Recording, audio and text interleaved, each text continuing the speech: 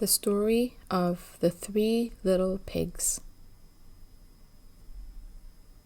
Once upon a time, there was an old sow with 3 little pigs, and as she had not enough to keep them, she sent them out to seek their fortune. The first that went off met a man with a bundle of straw, and said to him, "Please, man, give me that straw to build a house." Which the man did, and the little pig built a house with it.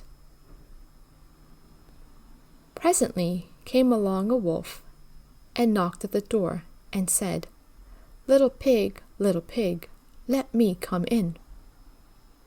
To which the pig answered, "No, no, by the hair of my chinny chin chin." "Then I'll huff, and I'll puff, and I'll blow your house in," said the wolf. So he huffed, and he puffed, and he blew the house in, and ate up the little pig. The second pig met a man with a bundle of sticks, and said, "Please, man, give me those sticks to build a house."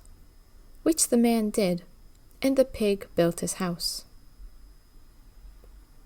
Then along came the wolf, and said, little pig, let me come in." "No, no, by the hair of my chinny chin chin." "Then I'll puff, and I'll huff, and I'll blow your house in." So he huffed, and he puffed, and he puffed, and he huffed, and at last he blew the house in, and ate up the second little pig.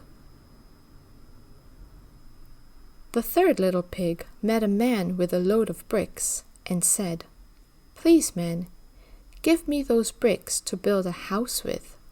So the man gave him the bricks, and he built his house with them.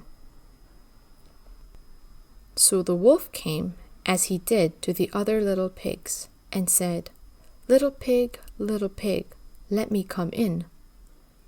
"No, no, by the hair of my chinny chin chin." "Then I'll huff, and I'll puff, and I'll blow your house in."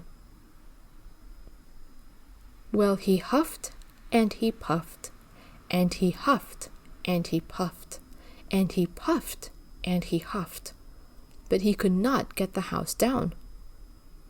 When he found he could not, with all his huffing and puffing, blow the house down, he said, "Little pig, I know where there is a nice field of turnips." "Where?" said the little pig. "Oh, in Mr. Smith's home field, and if you will be ready tomorrow morning, I will call for you, and we will go together and get some for dinner." "Very well," said the little pig. "I will be ready. What time do you mean to go?" "Oh, at 6 o'clock. Well, the little pig got up at 5, and got the turnips, and was home again before 6. When the wolf came, he said, "Little pig, are you ready?"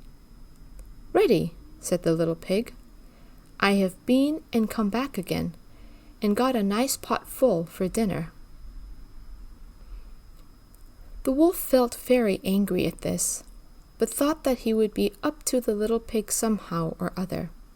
So he said, "Little pig, I know where there is a nice apple tree." "Where?" said the little pig. "Down at the merry garden," replied the wolf. "And if you will not deceive me, I will come for you at 5 o'clock tomorrow, and we will go together and get some apples." Well, the little pig woke up at 4 the next morning, and bustled up, and went off for the apples, hoping to get back before the wolf came. But he had farther to go, and had to climb the tree, so that just as he was coming down from it, he saw the wolf coming, which, as you may suppose, frightened him very much.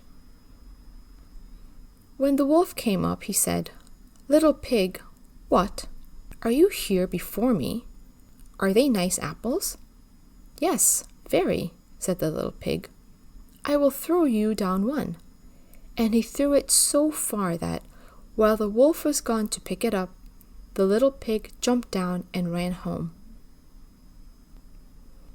The next day, the wolf came again and said to the little pig, "Little pig, there is a fair in the town this afternoon. Will you go?" "Oh, yes," said the pig, "I will go. What time shall you be ready?" "At 3," said the wolf.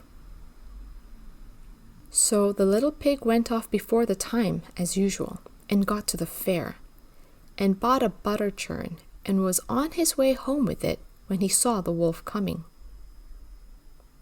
Then he could not tell what to do, so he got into the churn to hide, and in doing so turned it round, and it began to roll and roll down the hill with the pig inside it, which frightened the wolf so much that he ran home without going to the fair. He went to the little pig's house and told him how frightened he had been by a great round thing which came down the hill past him. Then the little pig said, "Ha! I frightened you, did I? I had been to the fair and bought a butter churn, and when I saw you, I got into it and rolled down the hill." The wolf was very angry indeed, and declared he would eat up the little pig, and that he would get down the chimney after him.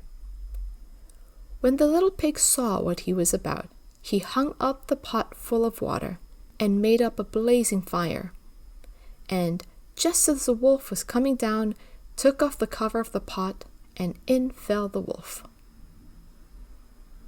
And the little pig put on the cover again in an instant, boiled him up, and ate him for supper, and lived happy ever after.